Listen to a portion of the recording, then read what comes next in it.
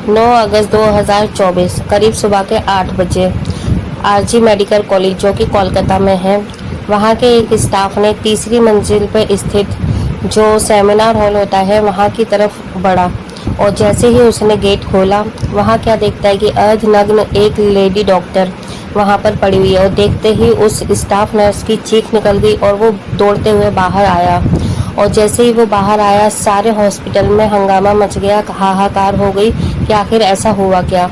वहाँ पे तुरंत ही पुलिस को फ़ोन किया गया और आरजी मेडिकल कॉलेज के बाहर भीड़ हो गई इकट्ठी, जमावड़ा हो गया और ये बात आग की तरह एकदम फैल गई सोशल मीडिया के थ्रू और पूरे ही देश भर में इस बात का पूरा में हंगामा हो गया। सबको पता चल गया कि कोलकाता के आरजी मेडिकल कॉलेज में क्या हुआ है। ये घटना पश्चिमी बंगाल की राजधानी कोलकाता में 9 अगस्त 2024 रात 3:30 बजे के आसपास हुई और जिस लेडी डॉक्टर के साथ में ये हादसा हुआ वो सेकेंड ईयर मेडिकल की स्टूडेंट थी और कुछ ही टाइम के बाद में उसका अपना सपना पूरा होने वाला था। लेकिन इस हादसे ने दिल्ली के निर्भया कांड हादसे को याद दिला दिया।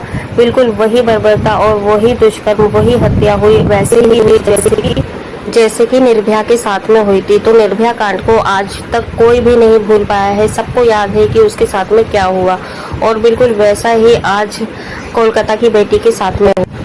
वैसे तो इस कत्ल के इल्जाम में संजय रॉय नाम के इस आदमी को पकड़ लिया गया है, लेकिन जिस तरह इस लेडी डॉक्टर के साथ में हैवानियत की गई है उसे देखकर लगता नहीं है कि इसके पीछे सिर्फ एक ही आदमी का हाथ है। ऐसा लगता है कि इसके पीछे कई और बड़े नाम हैं, कई और बड़े लोग शामिल हैं जो कि अभी पकड़े नहीं गए हैं, जिनके अभी सबूत मिले नहीं हैं। और देखिए इस मेडिकल कॉलेज में जो बच्चियां आते हैं पढ़ने के लिए और अपनी पढ़ाई पूरी करके नीट का एग्ज़ाम देने के बाद में यहाँ पे एडमिशन लेते हैं अपने सपने पूरे करने के लिए। और इसी तरह वो लेडी डॉक्टर बेटी भी नीट का एग्ज़ाम देकर क्वालिफाई कर इस आरजी मेडिकल कॉलेज में आती है और उसके बूढ़े माँ बाप की सिर्फ एक वही बेटी थी और उस बेटी के लिए सिर्फ वही माँ बाप थे, इसके अलावा उसके परिवार में और कोई भी नहीं था। तो अपने माँ बाप का सपना पूरा करने के लिए और अपनी बेटी का सपना पूरा करने के लिए माँ बाप ने कड़ी मेहनत करके पैसे इकट्ठे किए और वो बेटी इस मेडिकल कॉलेज में एडमिशन लेती है, पढ़ाई करती है और अपनी इंटर्नशिप पूरी करती है। और उसे नहीं पता था कि आज उसके साथ में क्या होने वाला है, क्या हैवानियत होने वाली है। तो बूढ़े माँ बाप उसके अपना सपना पूरा करने के लिए अपनी बेटी को इस मेडिकल कॉलेज में भेजते हैं कि उनकी बेटी एक दिन उनका सपना पूरा करेगी और डॉक्टर बनेगी। और देखिए डॉक्टर बनाने के लिए उसके जो पिता थे वो बच्चों की यूनिफॉर्म बेचा करते थे और उसी से वो अपने घर का भी मतलब घर भी चलाया करते थे और अपनी बेटी की फीस भी जमा करते थे, फीस भी देते थे। अपनी बेटी का सपना पूरा करने के लिए कड़ी मेहनत किया करते थे उसके माँ बाप और बेटी भी दिन रात एक करके मेडिकल की पढ़ाई कर रही थी, मरीजों की सेवा कर रही थी। और कुछ ही दिनों के बाद में उसका सपना पूरा होने वाला था, उसके माँ बाप का सपना पूरा होने वाला था, वो डॉक्टर बनने वाली थी। और वो सिर्फ अपने माँ बाप के ही लिए नहीं मतलब प्रेरणा बनी, वो पूरे जो एरिया था जहाँ की वो रहने वाली थी उन सबके लिए प्रेरणा बनती जा रही थी कि अपने माँ बाप का सपना पूरा करने के लिए एक बेटी ने कड़ी मेहनत करी और वो डॉक्टर बन गई। और देखिए जब ये हादसा होने वाला था उससे पहले उसकी माँ ने अपनी बेटी से बात की और उस टाइम पे बेटी ने अपनी माँ से बात करी। उसने बोला कि वो मरीजों की सेवा कर रही है और वो खुश है, उससे मतलब वो कोई परेशानी वाली बात नहीं है। तो ये सोचकर उसकी माँ मतलब संतुष्ट थी कि उसकी बेटी ठीक है। लेकिन 12 बजे के आसपास उसने अपनी फ्रेंड के साथ में, अपनी सहेलियों के साथ में लंच किया और लंच करने के बाद में उसने ये कहा कि वो काफ़ी ज़्यादा थक गई है, अब वो सेमिनार हॉल की तरफ जा रही है सोने के लिए। तो उसे नहीं पता था कि ये मतलब आखिरी रात होगी और ये आखिरी बार उसने खाना खाया है अपनी सहयोगियों के साथ में। और फिर अचानक ही लेडी डॉक्टर के पिता के पास हॉस्पिटल से फ़ोन आया। वहाँ से किसी अनजान व्यक्ति ने बोला कि आप लेडी डॉक्टर के पिता बोल रहे हैं। उन्होंने बोला हाँ, और उधर से आवाज़ आई हॉस्पिटल से कि आप फ़ौरन चले आइए, आपकी बेटी को कुछ हो गया है और तबीयत ज़्यादा ख़राब है, आपको फ़ौरन हॉस्पिटल आना होगा। तो ये सुनकर डॉक्टर के पिता एकदम घबरा गए, लड़खड़ा गए कि अचानक ऐसा हो क्या गया। रात भर तो बेटी सही थी, सलामत थी, उसने अच्छे से बात की अपनी माँ से, अभी ऐसा क्या हो गया। और फ़ोन कट हो गया और फ़ोन कट होते ही उन्होंने दोबारा कॉल किया उसी नंबर पे। फिर दोबारा फ़ोन उठाया गया हॉस्पिटल में और ये कहा गया कि आपकी बेटी ने आत्महत्या कर ली है।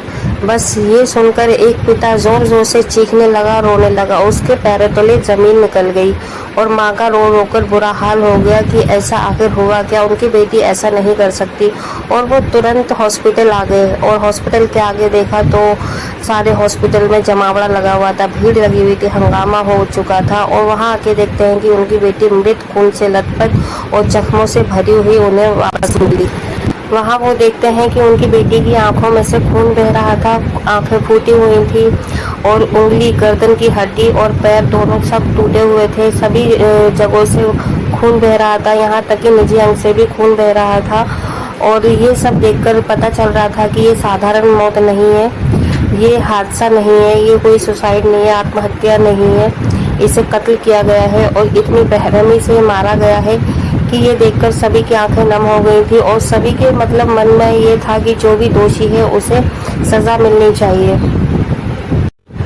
और देखिए, शुरुआत में अस्पताल प्रशासन ने और जो पुलिस थी उसने सबूतों को मिटाने की कोशिश की। एकदम हॉस्पिटल के अंदर पता नहीं कौन सी भीड़ घुस आई जिसने हंगामा करा, तोड़फोड़ करी और जहाँ पर मतलब बेटी मिली थी वहाँ उस जगह पर सबूतों को मिटाने की कोशिश की गई। तो इससे ये पता चल रहा है कि इसमें हॉस्पिटल में और भी लोग कई शामिल हैं, कोई और भी शामिल हो सकते हैं जिसका पता नहीं चल पा रहा है, सबूत नहीं मिले हैं, लेकिन एक दिन ज़रूर मिल जाएंगे क्योंकि ये जो जांच है वो सीबीआई तक पहुंच गई है।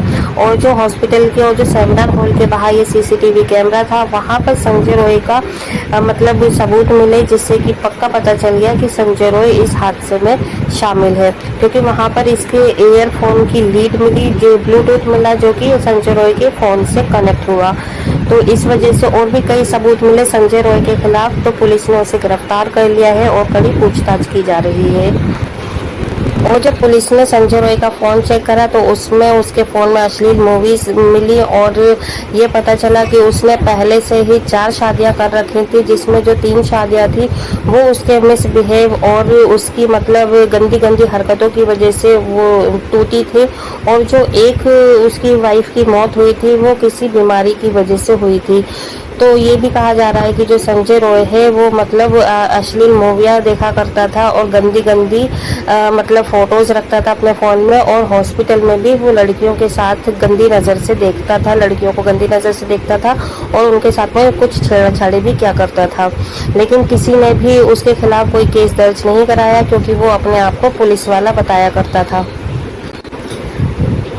तो डॉक्टर लेडी के केस में देखिए सीबीआई जांच कर रही है और इस केस में एक जो बड़ा नाम सामने आ रहा है और वो है हॉस्पिटल के प्रिंसिपल का, क्योंकि हॉस्पिटल के प्रिंसिपल ने उसके माँ बाप को एक तो आत्महत्या बताया कि लड़की ने आत्महत्या की है, बेटी ने आत्महत्या की है, और उसके बाद सबूतों को मिटाने की कोशिश की गई। तो ये मतलब कुछ सबूत हैं जो कि प्रिंसिपल की ओर इशारा कर रहे हैं कि वो भी इस मामले में शामिल हो सकते हैं। और सबसे जो बड़ा अहम सबूत आ रहा है हॉस्पिटल के प्रिंसिपल के खिलाफ वो ये है कि उसने उसी टाइम अपने हॉस्पिटल से रिज़ाइन दे दिया और दूसरे हॉस्पिटल में प्रिंसिपल के पद पे अप्लाई कर दिया। तो मतलब ऐसी क्या मतलब वजह रही जो कि उन्हें उसी टाइम हॉस्पिटल से रिज़ाइन देना पड़ा।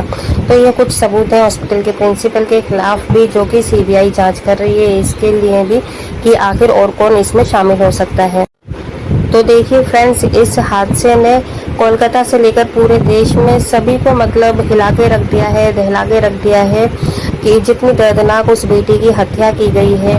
तो सभी लोग ये अपील कर रहे हैं, ये मतलब चाह रहे हैं कि जो भी दोषी है चाहे वो कोई भी हो, ठीक है, उसे सज़ा मिलनी चाहिए और सीबीआई अच्छे से इसकी जांच करे, जो भी सबूत जिसके भी खिलाफ मिले उसको अरेस्ट करे, अच्छे से कड़ी पूछताछ करे ताकि कोई भी मुजरिम छूट ना पाए।